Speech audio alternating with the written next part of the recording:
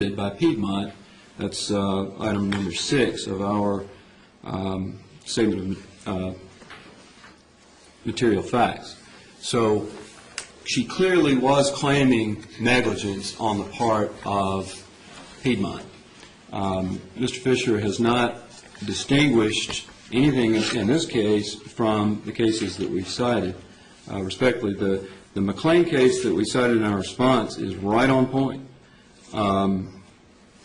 The court says this: ICR argues that even if the indemnity agreement is not construed to require indemnification for losses caused by its own negligence, the agreement should be construed to entitle it to recover its attorney's fees and litigation expenses in the event that the court finds in favor of the ICR on McLean's lawsuit. In other words, the railroad is saying the exact same thing. We're not negligent, and therefore we ought to be able to recover because we're not being indemnified for our own negligence. The court says, we find this argument without merit. If the language of the indemnity contract does not contemplate indemnification of ICR's negligence, then the agreement does not include indemnification for attorney's fees and expenses in defending a negligence action against ICR, even if ICR prevails in that action. I respectfully submit that's controlling.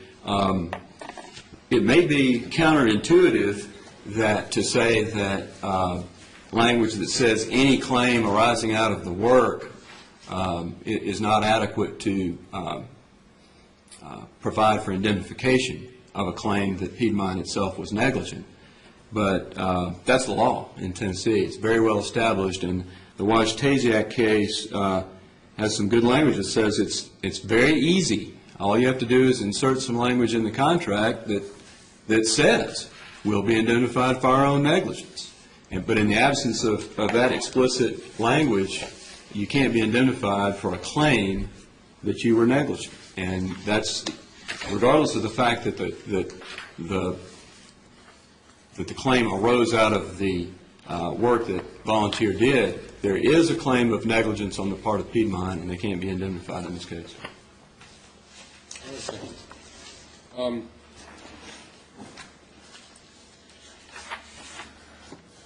Thank you all for an interesting question, too, and good job on both sides on it. I am persuaded by Mr. Fisher's argument on this one. I believe that the gravamen of the complaint does address the work that's done by Volunteer. And, well, the McLean language from the unreported decision can certainly be considered on that. It seems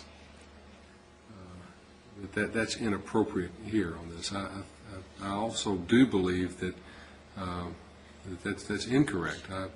I believe that if it's shown that they are not negligent, that they are entitled to their indemnification, and they don't have to cover that other aspect of it, addition to the other basis, that I believe that primarily they're entitled to indemnification because the claims of Ms. Vasquez,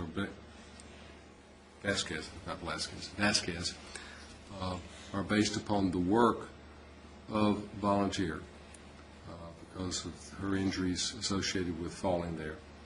And therefore, that's whose negligence she's primarily addressing here. Secondly, even though there's an allegation of negligence to Piedmont, the fact that it's been now shown that there is no negligence on the part of Piedmont, and none for that matter on the part of Volunteer, but none on Piedmont's part, I think they're entitled to indemnification on that basis too, because it's not arising out of their own negligence. It's arising from the work of Volunteer, and the other exclusions don't apply. So I don't think there are any genuine issues of material fact. I think both sides agree that it should go one way or the other on it. I think that Piedmont is entitled to judgment as a matter of law and entitled to indemnification of your $8,874, whatever the number is, Mr. Fisher. I'll let if you prepare the order, please. Thank you. All right. Thank you very much.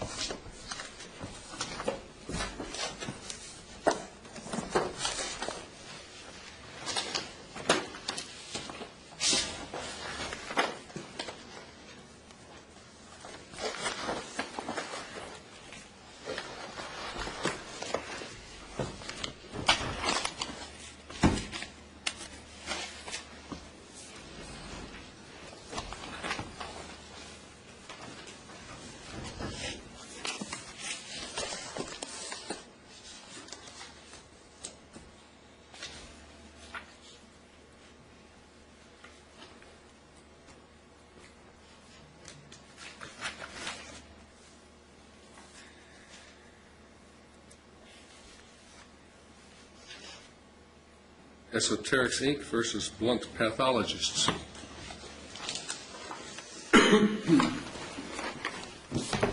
While they're setting up, are you all here on motions or just observing? Or? I have a summary judgment next week, and I'm just observing. Okay. I have the court date, I don't know. Sure, John, will you look at the document? Just to save y'all some time, this is my last motion, so I didn't know what was y'all were here for. Why don't y'all let me see what this is, and maybe it'll resolve it. That's right.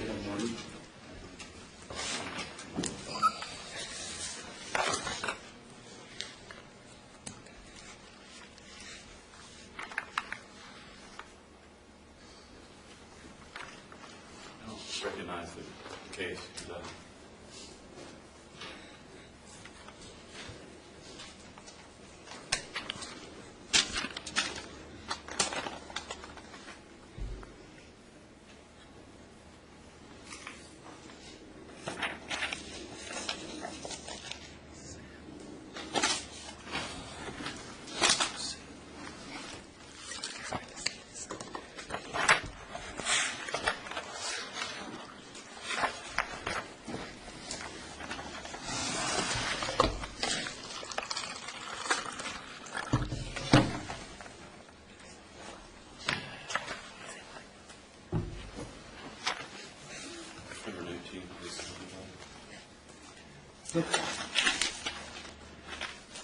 And, sir, you are, why don't you come up for a minute?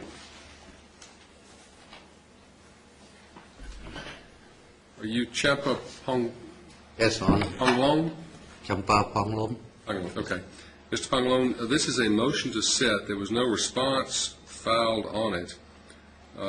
Mr.